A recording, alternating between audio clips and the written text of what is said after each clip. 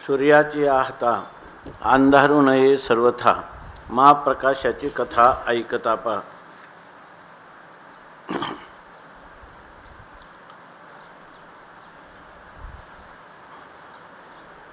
संत हृदय सम्राट भगवान माऊली आपली प्रातिभ अनुभूती श्री गुरुआज्ञेवरून अवाच्य असणारी अतिंद्रिय असणारी अनुभूती प्रगट करत असताना त्या अनुभूतीमध्ये अज्ञानाची असिद्धी आहे. केवळ ज्ञानरूपता नेप्तिमात्रता चिन्मात्रताच त्या ठिकाणी सहज सिद्ध आहे आणि ती अन्याला विषय होत नाही किंवा स्वला विषय न करताही नित्य स्वयंप्रकाश रूपत्वाने नित्य प्रकाशित होत आहे. प्रकाश स्वरूपता तिचे अभंग अभेद्य अच्छेद्य आहे असं सांगत असताना उदाहरणाने ही गोष्ट समजावून सांगतात की सूर्याची हातात 258 क्रमांकाची ओवी आहे. सूर्याची हाता अंधारू न ए सर्वथा, मा प्रकाशाची कथा ऐकता पा. सूर्याच्या हाताला सर्वथा अंधारू नये. सर्वथा सूर्याला अंधारा कधी सूर्याच्या हाताला लागत नाही, म्हणजे सूर्यासमोर अंधकार कधी फिरकत नाही. पण मग अंधकार फिरकत नाही, मग प्रकाशाची कथा, मग त्याच्या ठिकाणी प्रकाश तरी आहे का? तर प्रकाशाची कथा ऐकता पा मा. जर त्याला प्रकाशाची गोष्ट करायला गेलो तर तीही त्या ठिकाणी करता येत नाही. सूर्याला अंधकार माहीत नाही, त्याप्रमाणे अंधकाराच्या सापेक्ष प्रकाश देखील माहीत नाही. म्हणून सांगितलं की सूर्याशी अंधकारू काही झाला होता गोचरू, परी तमार्य हा डगरू आलाची कागा. त्याप्रमाणे सूर्याच्या ठाई तमाची वार्ता नाही. सूर्याच्या ठिकाणी अंधकाराची गोष्टच नाही. आता प्रकाशावे काही सूर्यतेने, मग तो सूर्य प्रकाश करतो असं तरी म्हणता येईल का? सूर्याला अंधार माहीत नाही, पण तुम्ही प्रकाश करता, तुम्ही प्रकाश स्वरूप आहात. कारण प्रकाश हा शब्द अंधकाराच्या सापेक्ष आहे. त्याला जसा अंधकार माहीत नाही त्याप्रमाणे प्रकाश देखील माहीत नाही, परंतु त्याची प्रकाश स्वरूपता ही अखंड विद्यमान आहे, नित्य विद्यमान आहे. तेवी आत्मत्वी काही आत्मेन विन अन्यथा नाही. आत्मस्वरूपाच्या ठिकाणी आत्म्या वाचून दुसरं काहीच नाही. आत्मा अनात्मा पायी कासया म्हणावे. मग तुम्हाला तिथं आत्मस्वरूपाच्या ठिकाणी आत्माच आहे, अनात्मा म्हणून कोणता पदार्थच नाही. तर मग अनात्माचा काही संबंधच नाही आत्म्याशी. पण अनात्म्याचा संबंध नाही, पण अनात्मा सापेक्ष असणारा आत्मत्व, त्या आत्मत्वाचा जरी आत्म्याच्या ठिकाणी संबंध आहे का? मूळ आत्मस्वरूपाच्या ठिकाणी आत्मा आणि अनात्मा हे दोन्ही विकल्प कधीही असू शकत नाही. आता यानंतर 259 आणि 260 या दोन ओव्यांचं युग्म आहे. अंधारू का उजियेडू हा एकला एकवडू, जैसा का मार्तंडू भल तेव्हा, तैसा आवडतीये भूमिके आरूढ दियाही कौतुके, परी ययाते हान चुके हाची म्हणून या. आता सांगतात भल तेव्हा अंधारू का उजेडू, अंधार असो किंवा प्रकाश असतो, भल तेव्हा वाटेल त्यावेळी अंधार असो किंवा प्रकाश असो तरी जैसा का मार्तंडू एकला एकवडू, ज्याप्रमाणे हा मार्तंड म्हणजे सूर्य एकटा या त्या ठिकाणी असतो, एकटा असतो आणि एकवडू म्हणजे एकच स्वरूपाने असतो. म्हणजे त्याच्या स्वरूपात कोणतंही स्थित्यंतर होत नाही आणि तो एकच असतो आणि एकवडू एकरूपच असतो. त्याच्या स्वरूपात कोणत्याही प्रकारचा विकार न होता निर्विकार एकरूपाने तो जसाच्या तसा आणि केवल भावाने असतो. तैसा हे दृष्टांत सांगितला सूर्याचा आणि त्याप्रमाणे दार्ष्टांतिका सांगतात तैसा आवडतीये भूमिके. आवडतीये म्हणजे वाटेल त्या भूमिकेत, जागृती स्वप्न सुषुप्ती मूर्छा समाधी कोणतीही अवस्था जरी असली, जन्म मरण सुख दुःख बाल्य तारुण्य वार्धक्य कोणतीही जरी अवस्था असेल तर तैसा आवडतीये भूमिके, वाटेल त्या भूमिकेवर कौतुके आरूढलिया. कौतुकाने जरी हे आत्मतत्व आरूढ झालं म्हणजे ह्या आत्मतत्वाचा कौतुकाने म्हणजे खऱ्या अर्थाने ते कौतुकाने मागच सांगितल्याप्रमाणे त्या ठिकाणी कौतुकाने देखील ते जीवभावाला ईश्वर भावाला जगत भावाला कधी येतच नाही. परंतु तुम्हाला भास होतो, तर त्यावेळेला तो भास होतो. तो कौतुकाने जरी तो ह्या द्वैत भावाला किंवा कोणत्याही भूमिकेला तो प्राप्त झाला लीलेने, कौतुकाने, क्रीडा म्हणून, तरीसुद्धा ययाते हा न चुके, तरी तो आपल्या ययाते म्हणजे तो आपल्या स्वरूपाला तो न चुके, आपल्या स्वरूपाला कधी चुकत नाही, म्हणजे स्वस्वरूपापासून कधी च्युत होत नाही. कारण का हाची म्हणून या केवळ स्वस्वरूपच असतं, दुसरं काही नसतंच, म्हणून हा आपल्या स्वस्वरूपाला कधी चुकत नाही. कारण केवळ हाची म्हणून या म्हणजे हाची म्हणजे हा केवळ हाच आहे, म्हणून त्याचं स्वरूप सोडून दुसरं कोणतं स्वरूपच नाही, म्हणून तो आपल्या स्वस्वरूपाला कधीच मुकत नाही, चुकत नाही किंवा स्वस्वरूपापासून कधी च्युत होत नाही. टीका हाची म्हणून या ना, हा पाठभेद आहे ना, परी ययाते न चुके हाची म्हणून या ऐसा, असा पाठभेद आहे. ठीक आहे.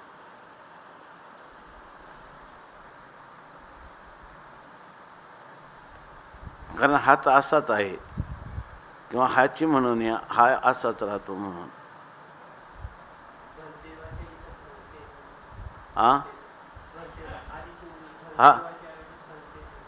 भलते थे ना, चालेल, भलते वहाँ किंवा भलते थे.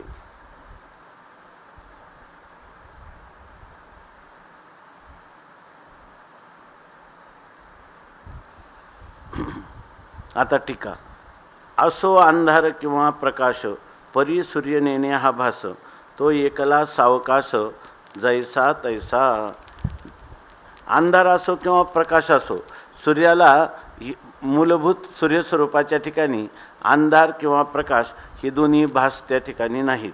कारण तो एकला परिपूर्ण केवळ रूपाने जसा आहे तसाच तो आपल्या महिमेमध्ये नित्य स्थित आहे.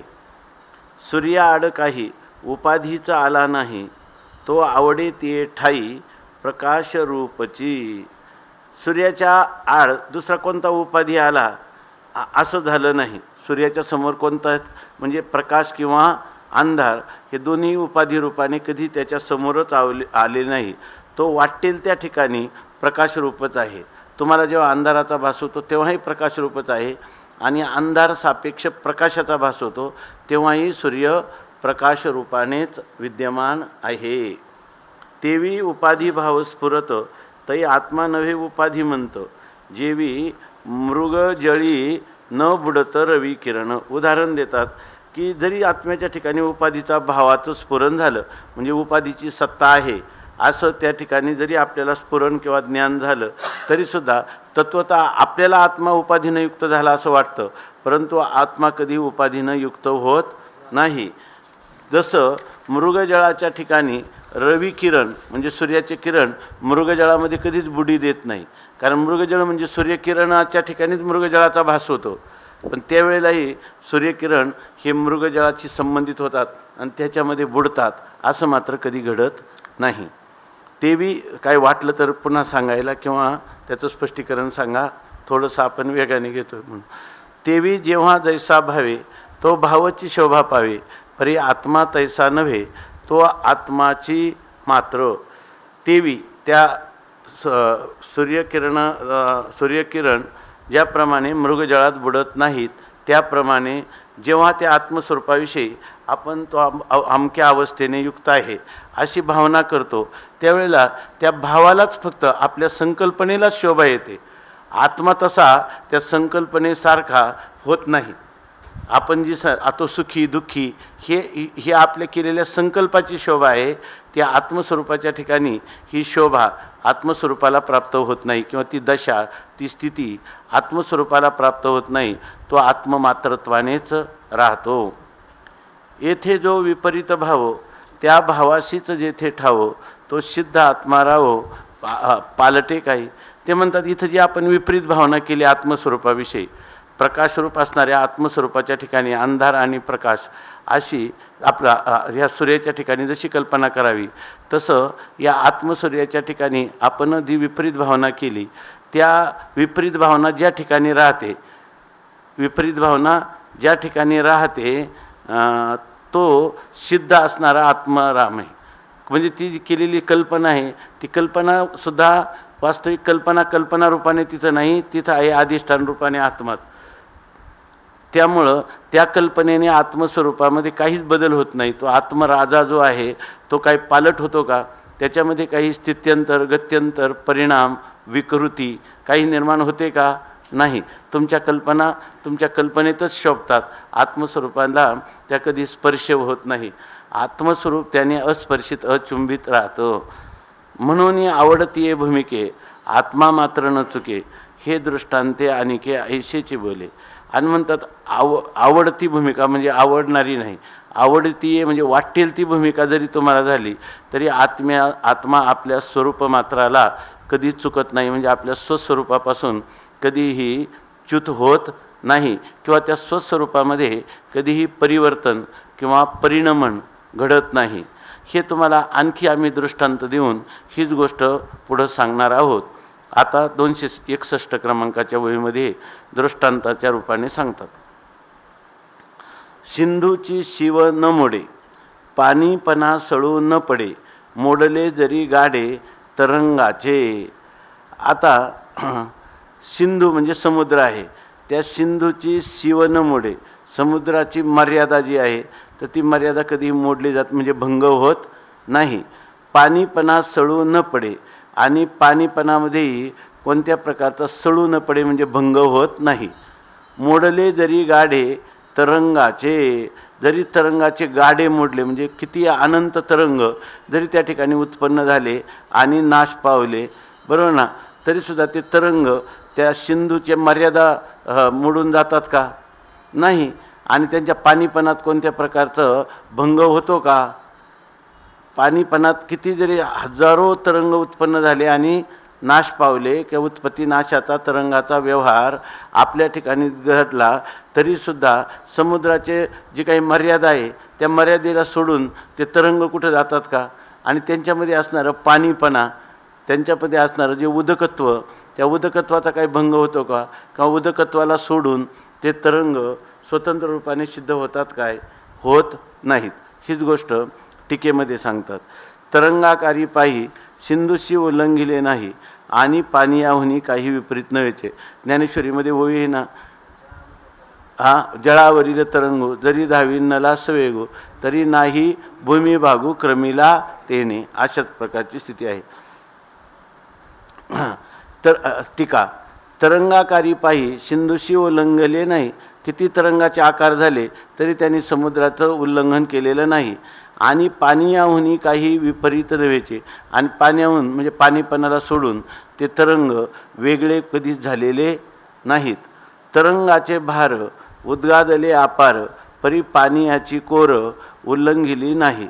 तरंगाचे अनेक समूह, अपार तरंगाचे समूह त्या ठिकाणी जरी उद्गादले म्हणजे उत्पन्न झाले तरी त्यांनी मूळ आपल्या पाणीपणाच्या कोर कधी सोडलेली नाही किंवा त्या मर्यादे पाणीपणाचं अतिक्रमण करून गेले नाहीत. या लागी तरंगाचे वेळे पाणीपणा न ढळे, तेवी भावाभावी दिवसले आत्मत्व नाही. म्हणून तरंग जरी झाले तर तरंगाच्या वेळेला सुद्धा पाण्याचं पाणीपण कधीही ढळत नाही. ते अढळ स्वरूपाने पाण्याचं पाणीपण राहतं. त्याप्रमाणे हे जे आत्मतत्व आहे ते आत्मतत्वाचा भाव आहे किंवा अभाव आहे. अशा भाव आणि अभाव ह्या परस्पर विरोधी धर्मामध्ये हे आत्मतत्व कधीही सापडत नाही. जया तया विलासे आत्मा अनारिसा नसे, इत्यादी दृष्टांत वशे बोलिला हेची. जया तया विलासे, कोणत्याही प्रकाराने हा विलास होऊ द्या, परंतु म्हणजे हा सगळं होणारा विलास जो आहे तो कार्यरूप किंवा कारणरूप विलास हा ज्या त्या ठिकाणी किती होत असला कार्यकारण रूपाने, बरोबर ना, कितीही कार्याचा विस्तार होत असला आत्म्याच्या अधिष्ठानावर, तरीसुद्धा ज्या आत्म्याच्याच अधिष्ठानावर हा विलास होतो, परंतु आत्मा अधिष्ठान रूप असणारा आत्मा हा मात्र अनारिसा किंवा वेगळा, त्याच्याहून भिन्न असा कधीही होत नाही. आत्मा अनारिसा नसे, म्हणजे आत्म्यामध्ये अनारिसा म्हणजे विपरीतता किंवा परिणाम आत्म्यामध्ये कोणत्याही प्रकारचा होत नाही. ही दृष्टांताच्या निमित्ताने आम्ही हीच गोष्ट सांगितली.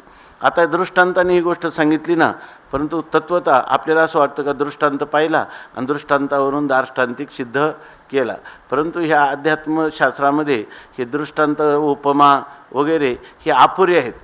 दार्ष्टांतिकाला पूर्णपणे त्या बसणारे आहेत असं नाही, परंतु दृष्टांत हा एकदेशी असतो, परंतु फक्त आपल्याला सिद्धांत उमगावा एवढ्यासाठी त्याचा उपयोग असतो.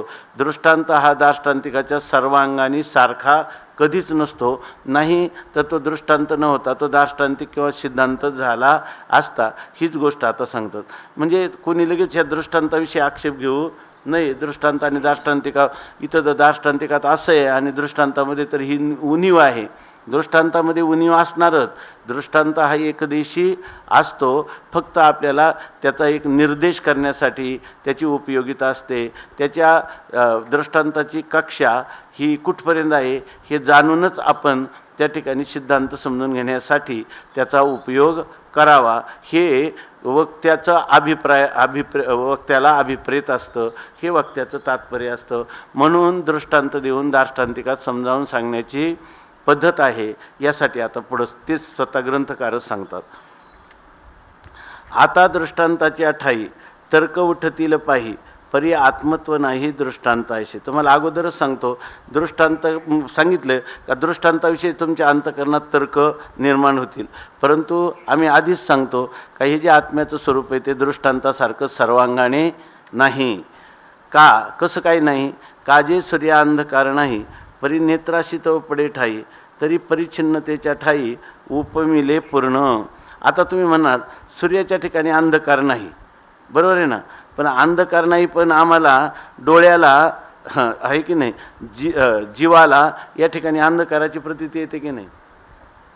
सूर्याच्या ठिकाणी अंधकार नाही, मग जर अंधकार नाही तर आम्हाला अंधकाराची कधीच प्रतीती येऊ नये, पण आम्हाला प्रतीती येते की नाही? प्रतीती येते.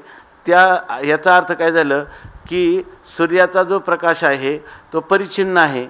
जर परिच्छिन्न नसता, अंधाराने बरोबर परिच्छेद केला नसता, तर तुम्हाला कधीही अंधाराची प्रतीती आली नसती. पण अंधाराची ज्या अर्थी प्रतीती येते त्या अर्थी सूर्याच्या दृष्टांताची किंवा सूर्याची उपमा ही अपूर्ण आहे. आणि त्याची पूर्ण कोणाला उपमा दिली? उपमिले पूर्ण. परिपूर्ण आत्म्याला तुम्ही अपूर्ण असणाऱ्या सूर्याची उपमा दिली. तया परिच्छिन्नतेच्या ठाई पूर्णात्मा साठवेल काही. त्या परिच्छिन्न असणाऱ्या सूर्याच्या उपमेबरोबर हा परिपूर्ण असणारा आत्मा त्या ठिकाणी साठवला जाईल काय? त्याची तुलना केली जाईल काय? नाही. ते उपमा पावेल काही दृष्टांती कशी. ह्या आत्मस्वरूपाच्या ठिकाणी अंधार आणि प्रकाश ह्या दोन्हीहून अतीत असणारं जे प्रकाशरूपत्व, बरोबर ना, ते प्रकाशरूपत्व आणि ज्ञान आणि अज्ञान यांनी विवर्जित असणारं आत्मतत्व, ह्या दोघांची दृष्टांताच्या द्वारा किंवा उपमेच्या द्वारा तुलना केली जाऊ शकेल काय? आत्मा आहे परिपूर्ण आणि तुलना कोणाची केली? अपूर्ण असणाऱ्या सूर्यप्रकाशाची तुम्ही त्याची तुलना केली. परिच्छिन्नतेने पाहता अवघी दिशे परिच्छिन्नता.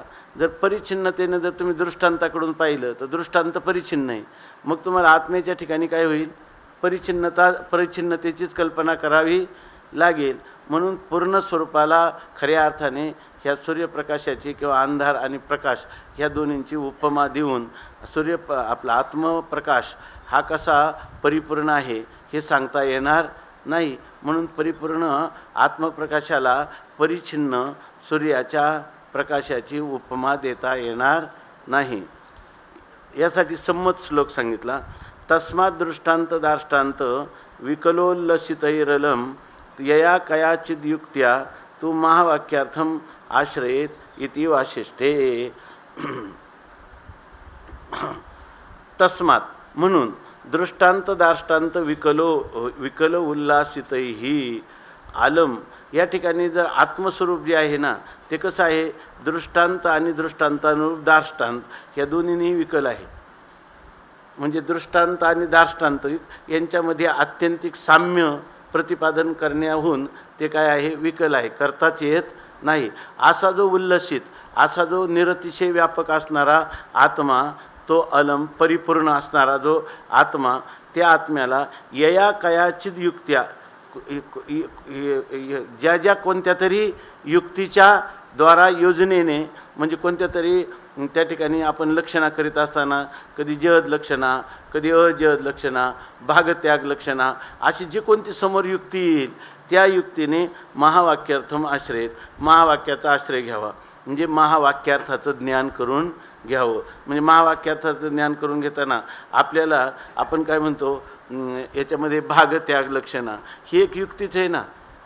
काही भागाचा स्वीकार आणि काही भागाचा त्याग असं करणं म्हणजे कोणतं आहे, अर्धजरथीय न्याय नाही का. एक म्हातारा अर्धा एक मनुष्य अर्धा म्हातारा आहे आणि अर्धा तरुण आहे असं जर म्हणता नाही, बोलणं विरुद्ध होणार नाही का. तरी पण कशा तरी युक्तीनं भागत्याग लक्षणेनंच आपण त्या महावाक्याचा अर्थ समजावून सांगतो की नाही. तिथं जहद लक्षणा जुळत नाही, अजहद लक्षणा जुळत नाही, म्हणून जहद अजहद लक्षणा करून आपण सांगतो. वास्तविक जहद अजहद लक्षणा तरी त्याच्याशी समानार्थी आहे का, नाही.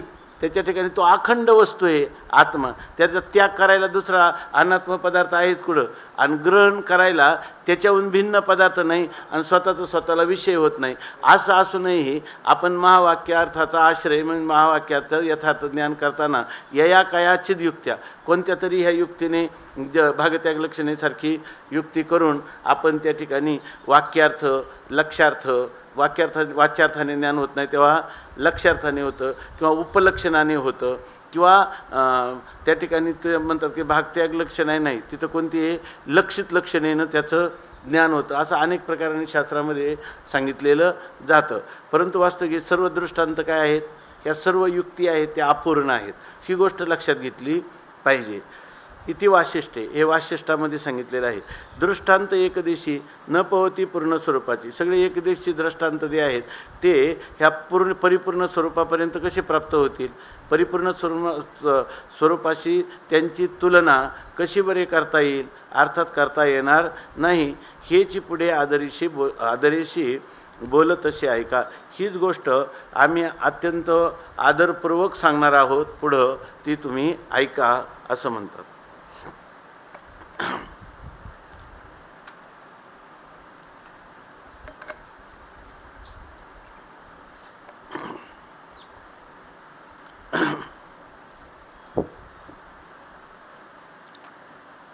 रश्मी सूर्याची आथी परिबिंबाबाहेरी जाते, बनवणी बोध संपत्ती उपमा नो हे. या ठिकाणी असं आहे की रश्मी म्हणजे सूर्याचे जे किरण आहेत ते 262 क्रमांकाची ओळी. सूर्याची रश्मी आती, सगळे सूर्याची किरणं ती कुठं असतात, सूर्याच्याच ठिकाणी सूर्याची किरणं असतात. परंतु परिबिंबाबाहेरी जाती, परंतु ती रवी किरणं त्या रवीला सोडून म्हणजे सूर्याच्या मूलभूत बिंबाला सोडून खाली पृथ्वीपर्यंत किंवा ब्रह्मांडामध्ये पसरलेली असतात की नाही. म्हणजे त्या मूळ बिंबाला सोडून ती सूर्यकिरणं बाहेर जातात. मनोनी बोध संपत्ती उपमान होय. तसं आत्मस्वरूपाचं जे ज्ञान आहे, ती जी ज्ञान किरणं आहेत ती वेगवेगळ्या रीतीनं बाहेर कुठं जातात का, आत्माच ज्ञान स्वरूप आहे. ऐक, तो आत्मस्वरूपातून आत्मा कधी, आत्म्याची किरणं म्हणजे स्वरूपभूत ज्ञान हे कधी बाहेर जात असतं का, त्याला बाहेरही जात नाही आणि आतही नाही. तरीसुद्धा आपण उपमा कोणाची देतो, बोध संपत्तीला म्हणजे बोध ज्ञानाला उपमा आपण देतो सूर्यकिरणाची. सूर्य आणि सूर्याची किरणं वेगळी आहेत का असं आपण म्हणतो. सूर्याची किरणं सूर्या वेगळी नाहीत, पण सूर्याच्या बिंबाला सोडून बाहेर जातात की नाही. तसं आत्मस्वरूपाचं ज्ञान हेच आत्म्याचं स्वरूप असल्यामुळं ते त्या आत्म्याला सोडून कधी कधी बाहेर जाते काय, तरीसुद्धा त्याला सूर्याची उपमा दिली जाते की नाही. सूर्य आणि सूर्य किरण तसं आत्मा आणि आत्मस्वरूपाचं ज्ञान अशा प्रकारचं म्हणजे वास्तविक आत्मस्वरूपाचं ज्ञान का ज्ञानच आत्मस्वरूप आहे असं असताना देखील आपण सूर्य आणि सूर्यकिरणांची उपमा देतो की नाही. ती उपमा योग्य आहे का, नाही. ती उपमा एकदेशी आहे. टीका. रश्मी सूर्य असती परी सूर्याची त्या नव्हती, आत्मबोधाची रीती आयशी नव्हे. किरण हे सूर्याच्या ठिकाणी आहेत, परंतु किरण म्हणजे सूर्य आहे का, किरणं अनंत आहे, ती वेगळी आहे, ती सूर्याला सोडून बाहेर जातात, असं आहे की नाही. म्हणून या ठिकाणी सूर्याच्या ठिकाणी जरी असली तरी त्या सूर्य म्हणजे ती किरण आहेत. सूर्याचा किरणं सूर्याहून भिन्न नसली तरी सूर्य म्हणजेच किरण आहे असंही म्हणता येत नाही. कारण सूर्यापासून ती किरणं अनेकत्वाने कुठं जातात, बाहेर जात असतात. त्यामुळं किरण म्हणजे सूर्य म्हणता येत नाही. आत्मबोधाची रीती ऐशी नव्हे, ही आत्मज्ञानाची रीती अशा प्रकारची नाही. सूर्यबिंब ठाईच असे, रश्मी धरणी तल स्पर्शे, तरी आत्मप्रकाशी ऐसे असे ना की. या ठिकाणी सूर्यबिंब आपापल्या ठिकाणी आहे, परंतु सूर्याची असणारी किरणं मात्र धरणी तलापर्यंत जाऊन स्पर्श करतात. तसं आत्मप्रकाशी या ठिकाणी आत्म्याचा जो प्रकाश आहे त्या आत्मप्रकाशामध्ये असं त्या आत्मा एका जागेवर आहे आणि त्याची ज्ञानाची किरणं बाहेर जातात, असं होतं का कधी? असं त्याच्या ठिकाणी होत नाही. ती आत्म्याची किरणं आत्मस्वरूपाला सोडून म्हणजे ज्ञानरूपी किरणं आत्मस्वरूपाला सोडून कधी जातच नाहीत. तसं सूर्याची उपमा दिली तशी सूर्याची किरणांची स्थिती ती आहे का ती त्या सूर्याला सोडून बाहेर जातात. इथं सुद्धा ही उपमा कमीच आहे. मग तुम्ही लगेच म्हणणार मग याचा अर्थ सूर्यकिरण याच्यामध्ये जर भेद आहे आणि एखादं किरण पृथ्वी तलावाला आलं आणि सूर्य मावळतीला गेला आणि ते किरण म्हणायला लागलं की मी माझा मुक्काम इथंच करतो, त्याला करता येतो का? करता येत नाही. हे इथं सांगायचं नाही.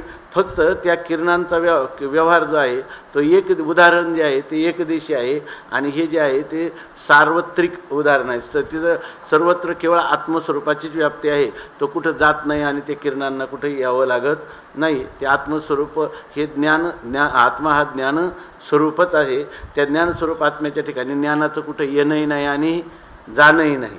सूर्यकिरणांचं येणं पण आहे आणि जाणं पण आहे, तसं यांच्या ठिकाणी येणं जाणं नाही हे सांगायचं. येथे आत्मा आणि आत्मप्रकाश या बोलासही नाही अवकाश, असो येथे दृष्टांताचं उमसूची नाही. या ठिकाणी आत्मा एक आहे आणि आत्म्याचा प्रकाश आत्म्याहून वेगळा आहे का? प्रकाशच आत्मा आहे का आत्माच प्रकाश आहे? अशी स्थिती या ठिकाणी आहे. अध्यात्मामध्ये अशी स्थिती आहे. त्यामध्ये तर आत्मा आणि आत्मप्रकाश या बोलण्याला सुद्धा कोणत्याही प्रकारचा अवकाश नाही, कारण प्रकाशच आत्मा आहे. त्यामुळं आत्मा आणि आत्म्याचा प्रकाश असं बोलण्याला देखील इथं कुठंच वाव नाही. त्यामुळं स्वरूपभूत आपलं ज्ञानस्वरूप आत्म्याच्या विषयी कोणते येथे दृष्टांताचं उमसूची नाही. ज्ञानस्वरूप आत्म्याला देण्यासारखा त्याच्या तुलनेचा कोणता दृष्टांताला या ठिकाणी उमस म्हणजे कुठल्याही प्रकारचा वाव नाही. एक प्रकाश्य एक प्रकाशक हे आत्मत्वी नाही देख. एक प्रकाश्य आहे पदार्थ दुसरा आत्म्याला आणि आत्मा त्याचा प्रकाश आहे, असा प्रकाश्य प्रकाशक भाव हा आत्मस्वरूपात कधीतरी आहे का? नाही. नसोनी एकानेका आत्मा मात्र, तो एक नसोनी एकानेका एक रूप असणारा आत्मा अनेकत्वाला कधीही प्राप्त होत नाही. बरोबर आहे ना? नसोनी म्हणजे आत्मत्वामध्ये प्रकाशक भाव नसून एका अनेका आत्मा मात्र, एकही आत्माच आहे आणि अनेकही कोण आहे? आत्मस्वरूपच आहे. म्हणजे आत्म्याच्या ठिकाणी एक आणि अनेक हे भाव तत्वतः नाहीत. आणि जेव्हा एक अनेक भाव तुम्हाला भासतात त्यावेळेला तत्वतः तो कोण आहे? एक आत्माच आहे, आत्मा मात्र आहे, अशी खरी स्थिती आहे. आत्मेने जे प्रकाश आहे त्याची स्वतः आत्मा असे. आत्म्यामुळं ज्याचं प्रकाशन होतं असं तुम्ही म्हणता, ती जी प्रकाश्य वस्तू आहे ती काय आत्म्याहून भिन्न आहे का? तिला आत्म्याहून स्वतंत्र सत्ता स्फुरण आहे का? मग ती पदार्थ कोण आहे? जेव्हा अधिष्ठानाहून एखाद्या पदार्थाला स्वतंत्र सत्ता आणि स्फुरण नसते तेव्हा तो पदार्थ अधिष्ठान मात्रच असतो, तो स्वतंत्र नसतोच मुळी, असा वेदांताचाही सिद्धांतच आहे. म्हणून ते जी आत्म्याने प्रकाशित होणारी वस्तू ती वस्तू आत्मभिन्न नसते, ती आत्मस्वरूपच असते. एवं येथे उपमिजे ऐशे काय आहे? म्हणून या ठिकाणी उपमा द्यावी असं दुसरं काय आहे? आता दुसरं एक आहे की ह्या ग्रंथामध्ये जर कोणी म्हणत असतील की याचा अर्थ अज्ञान मानलं नाही म्हणजे केवळ आत्मस्वरूपाचा अविकारी परिणाम म्हणजे हे दृश्य प्रपंच आहे, असं तरी ज्ञानेश्वर महाराजांचं मत आहे का? अव्याकृत परिणामवाद ज्याला म्हणतात, किंवा शुद्ध अद्वैतामध्ये वल्लभाचार्यांचं अज्ञान न म्हणता आणि आत्मस्वरूप आफूट राहून ते विश्वरूपामध्ये त्याचा परिणाम होतो, हा जो सिद्धांत आहे अव्याकृत परिणामवादाचा, शुद्ध अद्वैताचा, वल्लभाचार्यांचा, तर ह्या सिद्धांतसुद्धा या ठिकाणी आहे की काय असं कोणाला वाटेल तर तो सिद्धांत आमचा अमृतानुभवातला नाही हे सांगण्यासाठी या ठिकाणी ह्या ओव्यांचा उपयोग होईल. म्हणून हे निश्चित होतं ह्या ओव्या पाहिल्या की या ठिकाणी आत्मा आपलं ब्रह्मस्वरूपाचा परिणाम विकारी परिणाम नाही हे सांगण्याने रामानुज मताचं खंडन होतं, आणि अविकारी परिणाम नाही हे सांगण्याने वल्लभ मताचं शुद्ध अद्वैत मत विशिष्ट अद्वैताचंही खंडन होतं आणि शुद्ध अद्वैत मताचंही खंडन होतं. ते काय म्हणतात, शुद्ध असणारं जे ब्रह्म आहे ना, त्या ब्रह्मामध्ये कोणताही विकार न होता ते ब्रह्मच हे जगदरूपाने भासतं. हा एक आता हे पुढच्या वेळेमध्ये आता सांगतात. एवम येथे उपमी जे आहे शे काय आहे बघा. हे जर उदाहरण आपण पाहिलं तर या उदाहरणावरून असं लक्षात येतं का आत्मस्वरूपाचा परिणाम अविकृत परिणाम किंवा अव्याकृत परिणाम म्हणजे जग आहे असं वल्लभाचार्यांना म्हणायचं नाही, आपलं असं ज्ञानेश्वर महाराजांना म्हणायचं नाही. हे वल्लभ संप्रदायाचं मत मान्य केलेलं आहे असं कधीही वाटता कामा नये. आता कशावरून हे पहा. आणि फळ हेचा दोडा न फुटता तडा जगतव कापडा न भरेची की. असे की जर कोणताही पदार्थ जर विकार म्हणजे कोणत्याही कारणामध्ये विकार झाल्याशिवाय कार्य कधीही उत्पन्न होणार नाही. ही अगदी अकाट्य गोष्ट आहे, अकाट्य सिद्धांत आहे. कारण का मायेचा जेव्हा परिणाम जगदरूपाने होतो तेव्हा उपादानाच्या समान स्वभावान आणि अन्यथा रूप त्यालाच काय म्हणतात, परिणाम असं म्हणतात. आणि जेव्हा जर एखादा पदार्थ विवर्त रूपाने असेल तर तो अधिष्ठानाच्या विपरीत स्वभावान आणि अन्यथा रूप असतो, त्याला काय म्हणतात, विवर्त असं म्हणतात. तेव्हा या ठिकाणी जग हे आत्मस्वरूपाचं विवर्तच आहे असंच मानावं लागेल, परिणाम हे असं मानता येणार नाही. यासाठी त्यांनी उदाहरण कसं दिलं की असं कधीच म्हणत नाही की पळ हेचा दोडा न फुटता तडा जगतव कापडा न भरेची की. 263 क्रमांकाची ओवी आहे. आणि त्याच्यामध्ये सांगतात पळ हेचा दोडा. पळ म्हणजे ते कापसाचं बोंड, आणि त्या कापसाचा बोंड पळ हेचा दोडा म्हणजे कापसाचं बोंड आहे, आणि त्यामध्ये न फुटता तडा, त्याला तडा ते फुटून त्याला तडा जोपर्यंत गेला नाही. कापसाच्या बोंडामध्ये कापूस असतो, परंतु कापसाचं बोंड फुटल्याशिवाय, बरोबर आहे ना, त्या ठिकाणी जगतव कापडा न भरेची की. जगामध्ये जग हे कापडाने भरून जाणार नाही. म्हणजे पहिल्यांदा बोंड फुटतं तेव्हा तो कापूस येतो, नंतर तो कापसामध्ये विकार होतो तेव्हा त्याच्यापासून तंतूमध्ये विकार होतो तेव्हा त्याच्यापासून कापड, आणि मग जग भरून जातं. पण कोणी काय म्हणायला लागलं, कापसाचं बोंड फुटलंच नाही आणि जगामध्ये कितीही कार्यरूप अशा कापडाचा सुकाळ झाला, जग कापडाने भरून गेला, असं कधी म्हणता येईल का? म्हणता येणार नाही. पण या ठिकाणी तडा फुटता म्हणजे तडा गेला तरच होतं. म्हणजे उपादान कारणामध्ये काही ना काही परिणाम झाल्याशिवाय या ठिकाणी कार्यरूपामध्ये ते कारण परिणत होत नाही. म्हणून तर कार्य आणि कारणामध्ये काय मानलेलं आहे, भेद मानलेला आहे. भेदवादी जे नैयायिक वैशिष्ट्य कार्य आणि कारणामध्ये काय मानतात, भेद. कारण कार्य म्हणजे कारण आहे का? कार्य म्हणजे कारण आहे का? नाही. कार्यकारणामध्ये भेदच मानतात.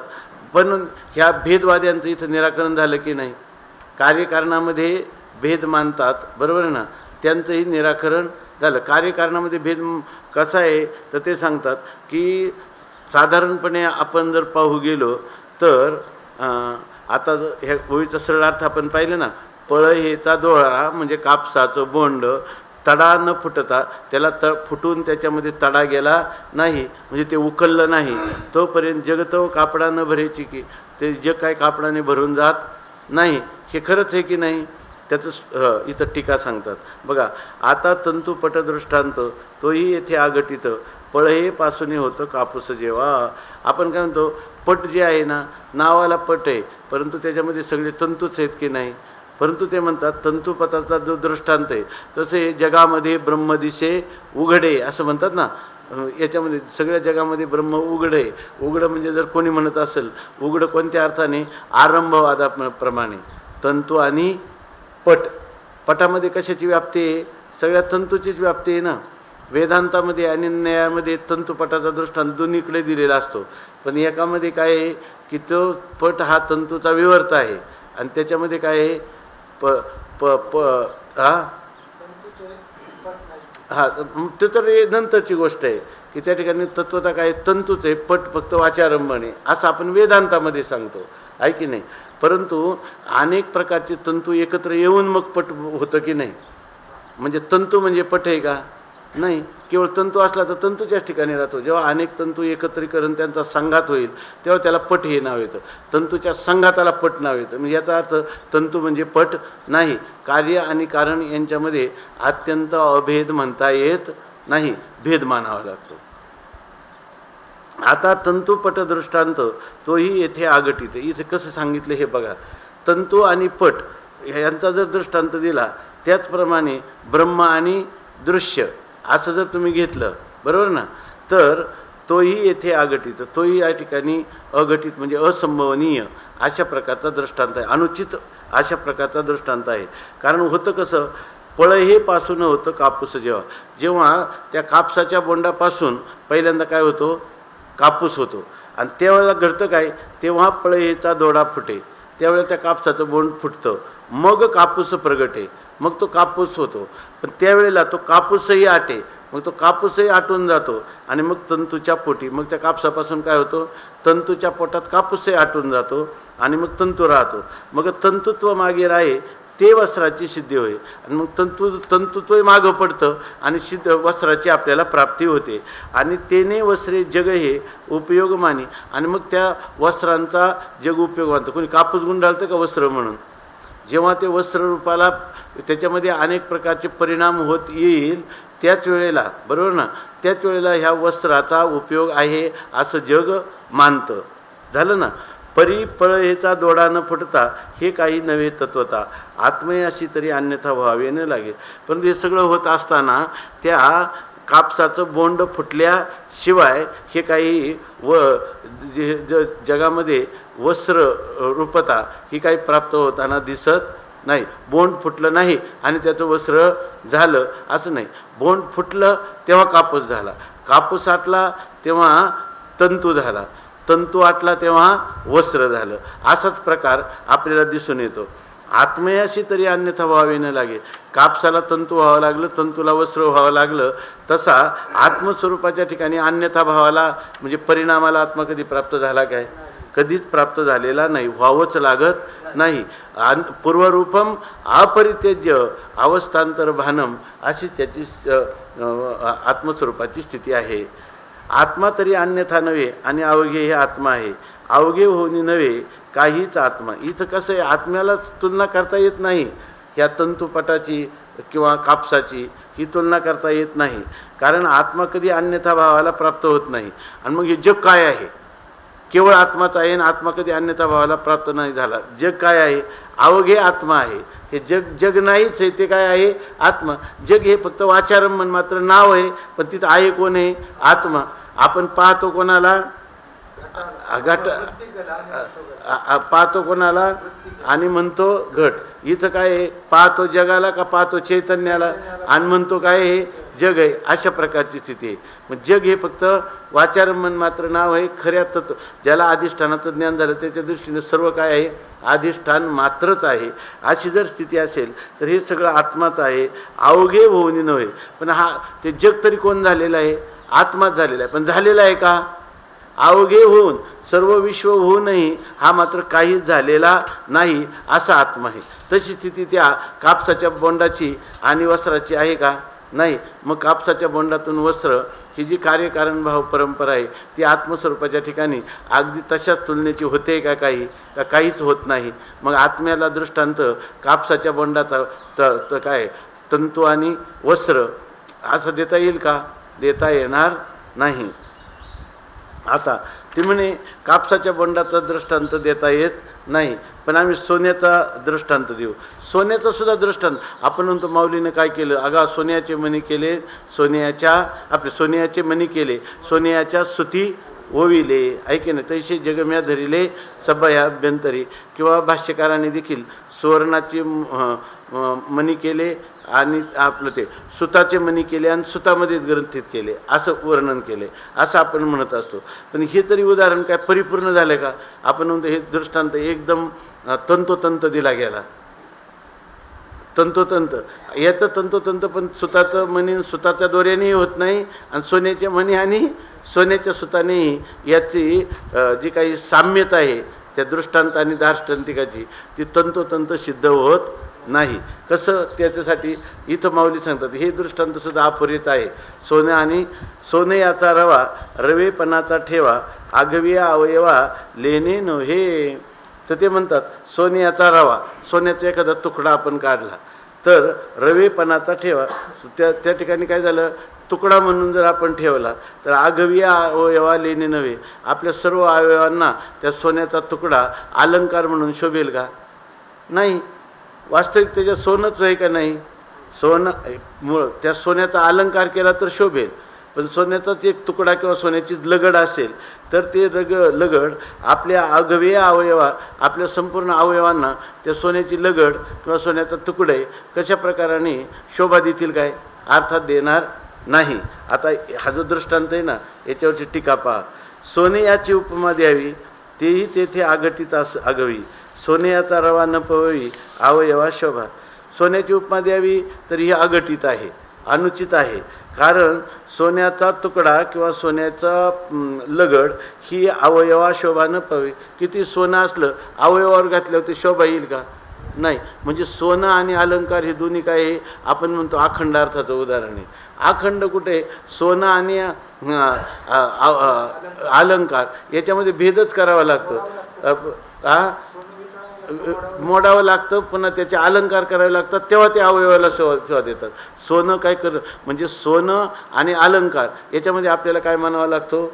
भेदच म्हणावं लागतं. का आहेत व्यवहारात भेद? आहेत भेद. तसं आत्मस्वरूपाच्या ठिकाणी हा भेद करावा आहे का कोणता? नाही. मग आत्मस्वरूपाला सोन्याची तरी उपमा देता येईल का? आता ते सांगतात रवेपण न मोडणं अवयवा लेणे होय जाणं आयशितव नाही खुन सोन्याच्या ठाई. आपण जर म्हटलं सोन्याची लगड मोडायची नाही आणि त्याचा अवयवांच्या ठिकाणी अलंकार करायचे तर ते अलंकार कधी त्या अवयवाच्या ठिकाणी शोभून दिसतील काय? केवळ सोन्याचे तुकडे किंवा सोन्याची लगड किंवा केवळ सोनं, अलंकारपणाला न आलेलं सोनं ते त्या अवयवांना शोभा देईल काय? देणार नाही. मग काय करावं लागेल त्याला? अग्निसंगे तप्त कीजे सोनारे घनी घडीजे मग अलंकारी मिरविजे अवघी अंगे.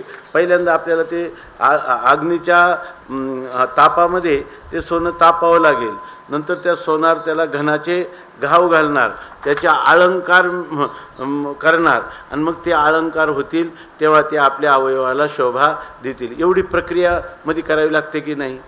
आत्मत्वे ऐसे नाही सर्वत्री आत्मा सगळाची पाही नाना रूपी असताही नानात्व नाही.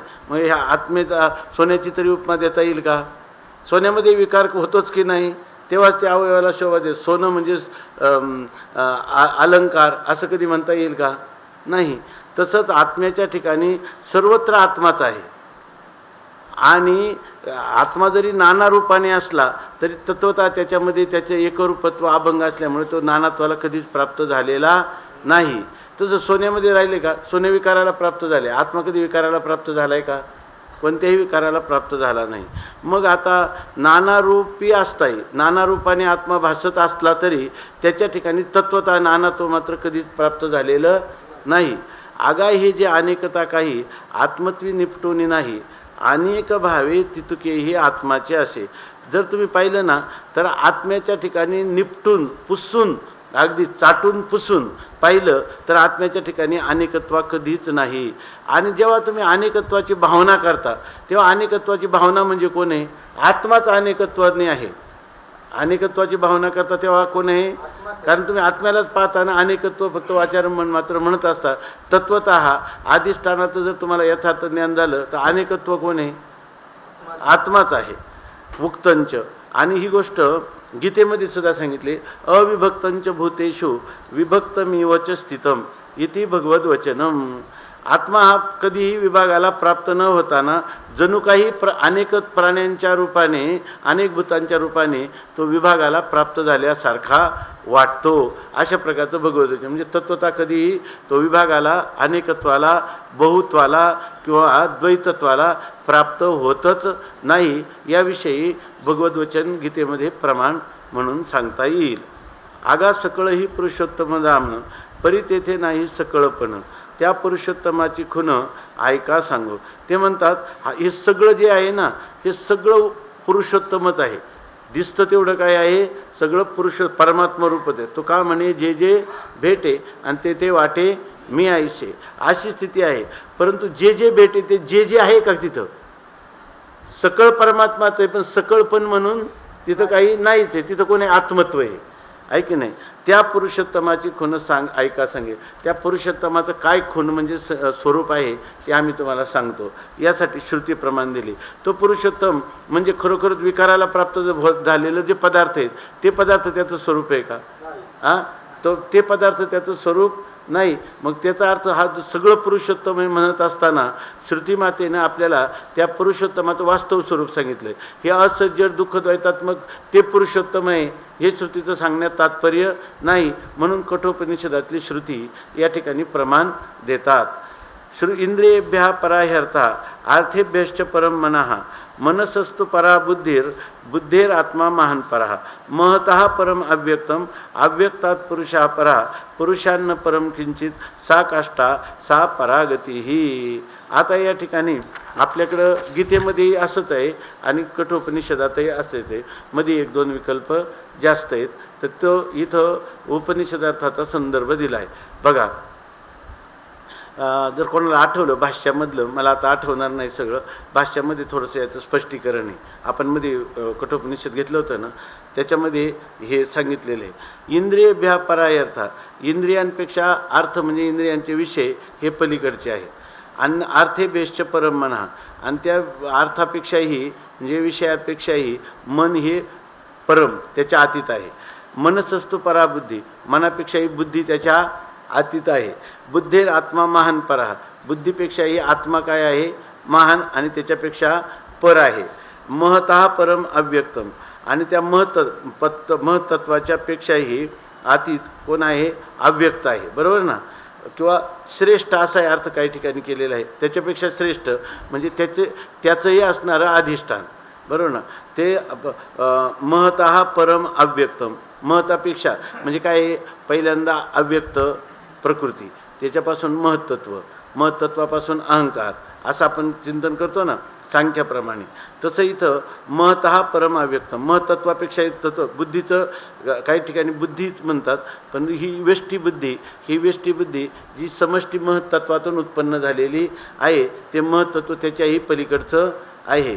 आणि अव्यक्तात पुरुषः परा, आणि त्या महत्त्वाच्या पेक्षाही अव्यक्त आणि त्या अव्यक्तापेक्षाही पुरुष हा पलीकडचा आहे. असंगो ही अयम पुरुषा, आणि पुरुषांना परम किंचित, पुरुषापेक्षा श्रेष्ठ दुसरं काही नाही. सा काष्ठा सा परागती, ती त्याची शेवटली मर्यादा आहे. म्हणजे पुरुष म्हणजे अधिष्ठान स्वरूप असणारा पुरुष, जी सर्वांची शेवटली मर्यादा, अंतिम मर्यादा आहे. असं झालं ना? आता इथं सांगतात ऐसा जो आत्मा काही तो पूर्णात्मा हे सगळे. असा जो आत्मा आहे त्याला म्हणतात सगळा संपूर्ण असणारा पूर्णात्मा. असं जे आत्म्याचं स्वरूप आहे ते मानलेलं आहे. तो जैसा तैसा असोनी पाई, म्हणजे सगळं पुरुषोत्तम हे म्हणत असताना या ठिकाणी सगळं पुरुषोत्तम या सगळ्यांचा निराश केला आहे. आणि ह्या सगळ्यांच्या अतीत असणारं जे पुरुषोत्तमाचं यथार्थ तत्व त्यालाच अवशिष्ट श्रुतीनं ठेवलेले आहे. म्हणून या ठिकाणी हा जो आत्म्याला जे दृष्टांत दिले तर त्या दृष्टांत आणि दार्ष्टांतिक यांच्यात पूर्ण साम्य आहे असं कधीच म्हणता येणार नाही. सगळं पुरुषोत्तम हे सांगतात, पण सगळं पुरुषोत्तम सांगताना पुरुषोत्तम ह्याच्यावरून वेगळा हे सांगताना ही जर मालिका आपण पाहिली तर याच्यामध्ये सरळ सांगितलं, इंद्रियांपेक्षा विषय श्रेष्ठ आहेत, विषयांपेक्षा मन श्रेष्ठ आहे, मनापेक्षा बुद्धी, बुद्धीपेक्षा आत्मा, बरोबर ना, बुद्धीपेक्षा मनापेक्षा बुद्धी, बुद्धीपेक्षा महत्त्व आणि महत्त्वापेक्षा अव्यक्त तत्व बुद्धी हे आत्मा महान परहा. या बुद्धीपासून आत्मा म्हणजे जीवात्मा ना, आत्मा म्हणजे जीवात्मा हा त्याच्याही पलीकडचा आहे. कारण बुद्धी जड आहे, त्याच्यामध्ये जेव्हा चिदाभासाचं ग्रहण होतं ते त्याच्याहीपेक्षा काय आहे, श्रेष्ठ आहे. परंतु त्याच्याहीपेक्षा महतः परम अव्यक्तम, त्याच्याहीपेक्षा काय आहे, अव्यक्त हे त्याचं मूलभूत कारण असणारं अव्यक्त हे त्याच्यापेक्षाही श्रेष्ठ आहे. आणि त्या अव्यक्ताच्याही पलीकडचा कोण आहे, पुरुष आहे असं सांगितलं. ठीक आहे ना. ही कठोपनिषदामध्ये भाष्याच्या आधाराने आपण आणखी बारकाईनं पाहू शकतो. आता हे ओघात सरळ अर्थ आपण पाहिला तर ते सांगतात की ऐसा जो आत्मा काही तो पूर्णात्मा हे सकळही, तो असा जो आत्मा आहे तोच पूर्णात्मा, आणि तो पूर्णात्माच हे सर्व आहे. सर्व काही कोण आहे, पूर्णात्माच आहे. तो जैसा तैसा असोनी पाही सकळही तो जसा आहे तसाच आहे. म्हणजे त्याच्या सच्चिदानंदा द्वैत स्वरूपाला कोणत्याही प्रकारची बाधा न करता असं जड दुःखात्मक रूपाने भासणं हे त्याचं ऐश्वर्य आहे. त्यामुळे तो सकळही तोच आहे, सकळाही तोच आहे, आणि सगळ्याहून अतीतही कोण आहे, तोच आहे. सगळा पण तोच आहे, पण सगळं म्हणजे त्याचं असणारं व्यावहारिक स्वरूप हे त्याचं स्वरूप आहे असं मात्र म्हणता येणार नाही. तो याच्याहून अतीत पण आहे आणि सर्व पण आहे. कारण सर्वांना सत्ता स्फुरण देणारा पण आहे, आणि सत्ताचं सद्रूपत्व आणि चिद्रूपत्वाला न सोडता सर्वांना सत्ता आणि स्फुरण देत असतो. म्हणून सगळाही तोच आहे आणि सगळ्याहून अतीतही कोण आहे, तोच आहे.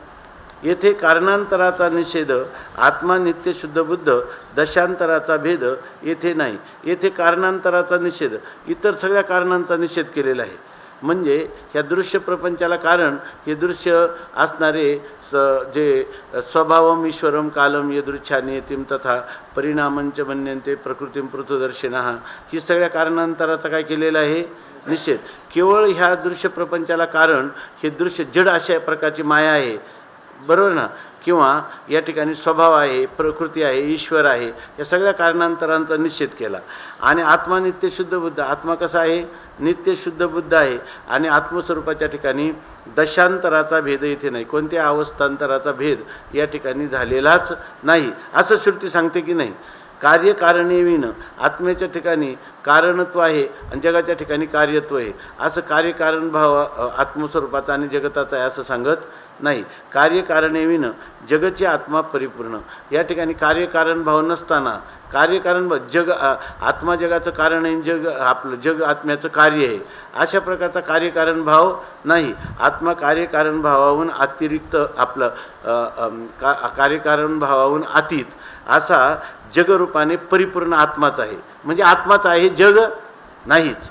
आणि आत्मा तो जाणं जगद्रूप नव्हे. आत्मा हा कधी जगद्रूपतेला प्राप्त न होता संपूर्ण जगतरूप हे आत्म्याचंच स्वरूप आहे असं आम्ही म्हणतो. पण या म्हणण्यातला आशय तुम्ही समजावून घ्या, नाही तर तुम्ही म्हणा की असं जड दुःख रूपाला घेऊन आत्मा हा आहे असं तुम्हाला म्हणता येणार नाही. आत्म्यामध्ये अशा प्रकारचा व्याकृत किंवा अव्याकृत कोणताही परिणाम झालेला नाही. आत्मा आत्म्याच्या महिमेतच स्वमहिमनी प्रतिष्ठित हा असा आहे असं श्रुतीचं तात्पर्य आहे.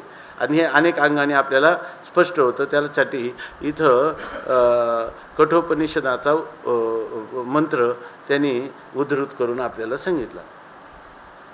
आता स्मृती, सर्वेंद्रिय गुणाभासम सर्वेंद्रिय विवर्जितम आसक्तम सर्वभृच्चैव निर्गुणं गुणभक्तृच इति भगवद वचनम.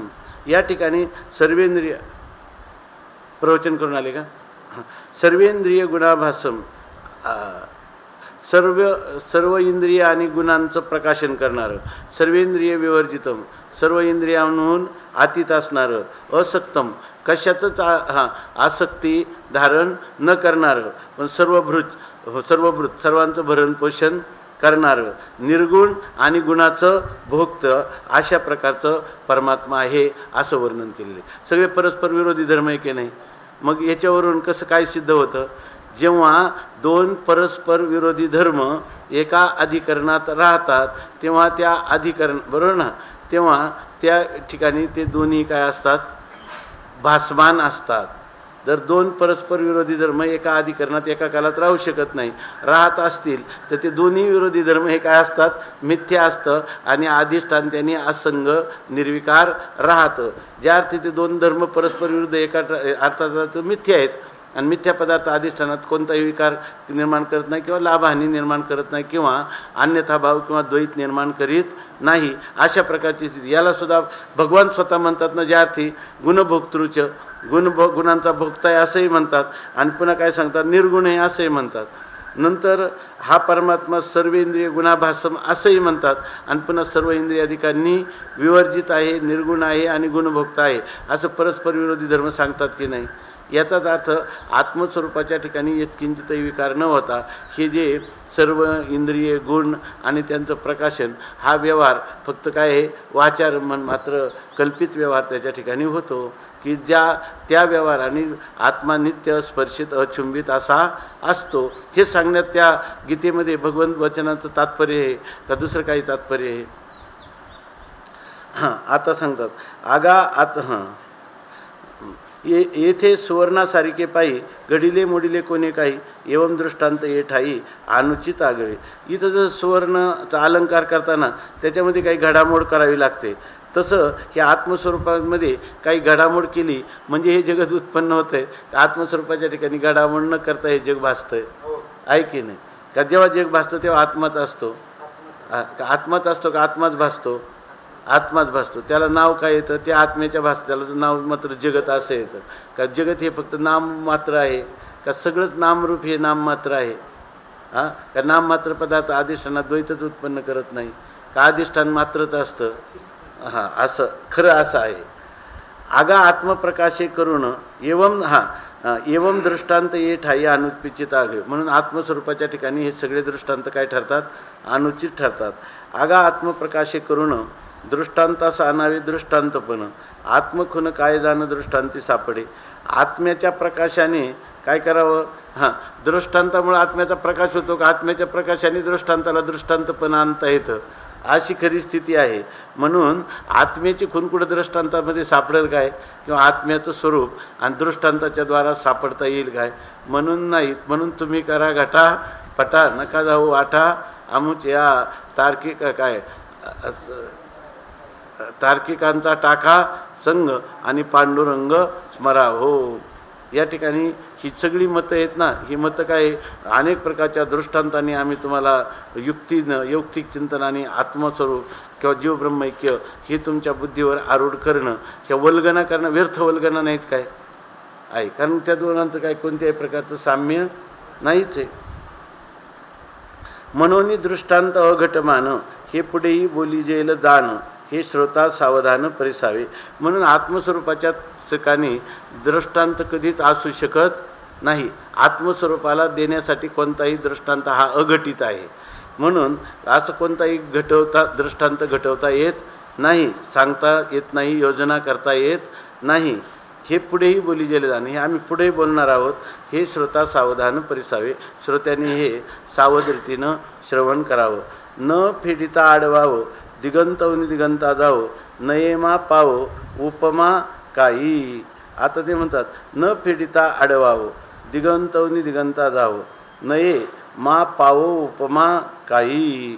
आता सांगतात इथं असं आहे की आत्मस्वरूपाचं वर्णन करायचं झालं बरोबर ना, तर आत्मा हा जगदरूपाला प्राप्त होतो असं म्हणताना आत्मस्वरूपाच्या ठिकाणी काहीतरी बदल होतो का, काही परिणाम होतो का. आत्मा जेव्हा जगदरूपाने नटतो भासतो असं आपण म्हणतो तेव्हा आत्मस्वरूपात काही परिवर्तन न होता त्याच्या पूर्वरूपाचा परित्याग न करताच हा जगदरूपाला प्राप्त होतो की नाही, असा त्याचा अर्थ आहे. तसं या ठिकाणी असं होतं का, हे सोनं अलंकार माती घट कोणतंही उदाहरण तुम्ही घ्यायला सूर्यकिरण यांचं कोणतं तरी हे सांगता येतं का. सोन्याचे अलंकार त्याच्यामध्ये घडामोड काही ना काही होते, विकार झाल्याशिवाय होत नाही. पण आत्म्याच्या ठिकाणी सगळं निर्विकार राहून करता येतं. यासाठी उदाहरण देतात की न फेडिता आडवावो दिगंतवनी दिगंता जावो नये मा पावो उपमा काही. ही 65 क्रमांकाची ओळी आहे. त्यांनी सांगितलं, आडवावो न फेडिता दिगंतवनी दिगंता जावो न ये मा उपमा पावो काही. आता आडवावं म्हणजे मध्ये काही ना काही आडसर किंवा प्रतिबंध तो न फेडिता, प्रतिबंध जर आपण दूर केला नाही तर दिगंतवनी दिगंता जावा नये. एका दिशेतून दुसऱ्या दिशेला आपल्याला जाता येईल का? मध्ये पर्वतच असला, समुद्रच असला तर हे प्रतिबंध आहेत की नाही? हे प्रतिबंध दूर केल्याशिवाय आपल्याला एका देशातून दुसऱ्या देशाला किंवा एका दिशेतून दुसऱ्या दिशेकडे कधी जाता येईल का? जाता येणार नाही. पण स्वरूपातून आपल्याला जगतात जाण्यासाठी काही प्रतिबंध आहे का? काहीच नाही. आत्मस्वरूपात काहीच नव्हता. आत्मा जगतरूपाने भासू शकतो आणि तो त्या जगदरूपाने भासू शकतो. पण त्यावेळेला तो आत्माच आत्म्याला पाहत असतो. त्याला जगदरूप हे फक्त नाव द्यायचं आणि ते नाव देते काळीसुद्धा आत्मस्वरूप जसं अखंड आहे, त्याच्या अखंड अर्थत्वाला कधीच बाध येत नाही. असं जगामध्ये कोणतं उदाहरण आहे का? कोणत्याही दिशेत दुसऱ्या दिशेकडे जायचं असेल तर मध्ये प्रतिबंध असतो. पण आत्मा हा निष्प्रतिबंध आहे, कोणत्याही प्रतिबंध न घेता. म्हणजे इथं सांगायचं काय आता त्यांना हळूहळू की अज्ञानाचं वगैरे कुबडी काही न घेता आत्म्याला जगदरूपाने नटता येतं. त्याच्या मध्ये अज्ञान मानण्याची काय गरज आहे असं त्यांना सांगायचं आहे की नाही. आता सांगतात मग आता न फेडिता आडवावं दिगंतवनी दिगंता जावो नये. आपल्याला एका दिशेतून दुसऱ्या दिशेला प्रतिबंध मध्ये पाणी असेल तर नाव वगैरेच्या द्वारा किंवा त्या पाण्याला आटवून दूर करून बांध घालून आहे की नाही, किंवा मोठा डोंगर असेल तर तो कोरून त्याच्यातून मध्ये काही बोगदा करून कसं तरी जावं लागेल. तसं आत्म्याच्या ठिकाणी काय करायचं आहे का? काहीच नाही. कठे आहे नाही कठे गये नाही असा आत्मा आहे. म्हणून पावो उपमा काही. म्हणून या आत्मस्वरूपाला ही उपमा देता येईल का कधी? एका देशातून दुसऱ्या देशांतरात जाण्याची ही सुद्धा उपमा देता येणार नाही, कारण त्याच्यामध्ये प्रतिबंध असतात. निष्प्रतिबंध आत्म्याला कोणती उपाधी देता येईल? प्रतिबंधात्मक उपाधी ही कधी त्याचं उदाहरण किंवा उपमा किंवा दृष्टांत होईल का आत्मस्वरूपाचं? नाही. आता बघा, पृथ्वीराजे पृथ्वी येते पूर्वी समान केले होते म्हणून दिगंताहून दिगंता ते वाट झाली. आता काय झालं? पृथ्वीराजा जो होता त्या पृथ्वीराजाने भागवतामध्ये वर्णन आलेले आहे की जी जमीन आहे ही सगळी सपाट केली, नांगरली आणि सगळ्यांना काय केलं? सपाट केलं. आणि मग ती समान पृथ्वी केली आणि तिथून पुढे शेती सुरू झाली असं सांगतात. शेतीचा आद्य आचार्य कोण आहे? पृथ्वीराजा आहे असं भागवतामध्ये वर्णन केलं. आणि मग माणसं इकडून तिकडं कुठे डोंगर दर्या ओलांडून जाऊ लागले, कारण सपाट भूमी झाली, शेती पिकू लागली. म्हणून दिगंताहून दिगंता ते वाट झाली. एका दिशेतून दुसऱ्या दिशेकडे वाट झाली, कारण पृथ्वीराजाने ते सर्व पृथ्वी ती काय केली? सपाट केली. असो वाटेचा अंतर आहे न फिडिता कोण कुठून जाये, आत्मे आड ठाये आईशे काहीच नाही. म्हणून म्हणतात इथं काय वाटेमध्ये काही ना काही प्रतिबंध आहे आणि तो प्रतिबंध दूर केल्याचा वाचून कोणीही कुठं जाऊ शकणार नाही. तसं आत्म्याच्या आड एखादा प्रतिबंध आहे का? काही तर प्रतिबंध आहे असं वाटणं हाच प्रतिबंध आहे. अर्थात तेव्हा प्रतिबंध नाहीच आहे की नाही. त्याच्या ठिकाणी कोणताही प्रतिबंध आत्मस्वरूपाच्या ठिकाणी नाही. एवं पृथ्वी जरी एकची जाणं तरी उंच नीच विषम समान तो अंतराय चुकून मार्ग चाले. पृथ्वी जरी एकच असली तरी त्याच्या ठिकाणी कुठं उंच आहे, कुठं काय आहे नीच आहे, काही ठिकाणी वैषम्य आहे, काही ठिकाणी सपाटपणा समानता आहे. बरोबर ना. आणि तो जो अंतर आहे, प्रतिबंध असणारा जो मार्ग आहे, ते प्रतिबंध चुकून आपण एका दिशेतून दुसऱ्या दिशेकडे आपला मार्ग जात असतो. पण आत्मा ऐसा नव्हे जाणं. आत्म्याच्या ठिकाणी उंच नीच काही नेणे भगवंत. त्याच्या ठिकाणी उंच नीचता आहे का? प्रतिबंध आहे का? तो समविषमते विहीन. त्याच्या ठिकाणी साम्यही नाही आणि वैषम्य नाही. वैषम्य नाही तर सापेक्ष साम्यही नाही. या दोन्हींनी विवर्जित असणारा उच्चावचता निपटून येथे कैची. त्या ठिकाणी उंच आणि नीचपणा ते आत्मस्वरूपाच्या ठिकाणी आहे का? मग आत्म्याच्या ठिकाणी प्रतिबंध कोणता आहे? कोणताही प्रतिबंध नाही. आत्मा हा नित्य निष्प्रतिबंध आहे. ते आत्मप्राप्ती होता आड काहीच नाही तत्वता. त्या आत्म्याची प्राप्ती व्हायला आपल्याला काय प्रतिबंध आहे? कोणत्याही प्रकार. ह्या दिशातून त्या दिशेत जायला प्रतिबंध आहे, सोन्याचा अलंकार करताना प्रतिबंध आहे. पण आत्मस्वरूपाच्या ठिकाणी आपल्याला आत्मस्वरूपाची प्राप्ती करताना काय प्रतिबंध आहे? म्हणून स्वामी महाराजांनी म्हणायचे फुलकूस करायला तरी काय लागतो, वेळ लागतो किंवा कष्ट होतात. एवढेही कष्ट आत्मप्राप्तीला नाही, कारण ते आपलं जे काय आहे स्वरूपच आहे. मग त्या ठिकाणी अज्ञानाने ते प्रतिबद्ध झाले का कधी, का होणंच शक्य नाही. मग अज्ञानाची निवृत्ती करायची का, मग अज्ञानाला मान्यता द्यायची का, सत्य म्हणून द्यायची का मिथ्या म्हणून द्यायची. सत्यही नाही आणि मिथ्याही नाही, ते नाहीच आहे की नाही, अभावरूप आहे, तुच्छ आहे असं. ते आत्मप्राप्ती होता, आड काहीच नाही तत्वता, किंबहुना तत्वता पाहता पाहण्याची नगडे. आता जर आत्मप्राप्ती व्हायला कोणता प्रतिबंध आहे, कोणताच प्रतिबंध नसेल तर मग आत्मस्वरूपाला पाहायचं आहे का. म्हणजे आत्मस्वरूपाचं जर ज्ञान करून घ्यायला गेलं तर ज्ञान होतं का, ज्ञान होतच नाही. ज्ञान हेच आत्म्याचं स्वरूप असल्यामुळं आत्मस्वरूपाचं पाहायला गेलो, दर्शन करायला गेलो तर खरं आत्मस्वरूपाचं दर्शन वेगळेपणाने आत्मा आहे का, मग होईल का तुम्हाला वेगळेपणाने दर्शन. आणि स्वतः दर्शन हेच आत्म्याचं स्वरूप असल्यामुळं स्वतःचे स्वतःला विषय करता येईल काय, कोणत्याच रीतीनं आत्म्याचं दर्शन होणं शक्य नाही. बरोबर ना. यालाच काय म्हणायचं, आत्मदर्शन असं म्हणायचं. तो नित्यप्राप्त आत्माराम कामे विन पूर्ण काम, येथे दृष्टांताचा श्रम कासया की जे. त्या ठिकाणी हा आत्माराम आपल्याला नित्य भेटलेलाच आहे. म्हणून त्यांनी लिहिलं ना विचारसागराच्या नमनात, नमन कोणा करावे म्या. या ठिकाणी नित्यप्राप्त असणारा हा आत्माराम कामे विन पूर्ण काम, कोणतीही कामना नसताना तो परिपूर्ण काम, असा पूर्ण काम अशा स्वरूपाचा आहे. येथे दृष्टांताचा श्रम कासं आहे की जे. खरं आत्मस्वरूपाच्या ठिकाणी आत्मस्वरूप समजण्यासाठी दृष्टांत सांगावेत का, दृष्टांताचा हा श्रमच होणार आहे का, दृष्टांत आणि दाष्टांतिकामध्ये साम्यच नाही, साम्यच नाही अशा प्रकारची स्थिती. म्हणून फार दृष्टांताने युक्तीने सांगण्याचा प्रयत्न करू नये. पहिल्यांदा अनुभूती सांगावी, नसलं तर शास्त्र सिद्धांत सांगावा, नसेल तर युक्ती सांगावी, नसेल तर प्रमाण सांगावं, ऐके नाही, अशा प्रकारची स्थिती आहे. परंतु हे सगळं सांगावं म्हणतो, हा दृष्टांताचा श्रम कासया की जे. या दृष्टांताचा श्रम तरी तुम्ही उगीच कशाला करता. जे जे काही दृष्टांत ते सगळंही करणीभूत, हे सगळे जे दृष्टांत आहेत ते कृत्रिम आहेत, आहे की नाही. करणीभूत म्हणजे काय आहेत, कृत्रिम आहेत. आत्मा करणी तिथं सर्व न होणं सर्व. आत्मा हा कसा आहे, करणी म्हणजे कृतीच्या किंवा कृत्रिमतेच्या अतीत आहे. तो स्वभाव, तो काय स्वाभाविक आहे. आत्मा हा काय आहे, स्वाभाविक आहे, तो कृत्रिम नाही. म्हणून सर्व न होणं सर्व, तो काही न होता सर्व आहे. सर्व दिसलं तरी आत्माच आहे आणि काही नाही दिसलं तरी आत्माच आहे. त्याच्या होण्या आणि न होण्याला दृष्टांत करून त्याच्या तरतमभावाने तारतम्याने आत्मस्वरूपाचा विचार करणं हे काही योग्य नाही, अशा प्रकारचं सांगतात.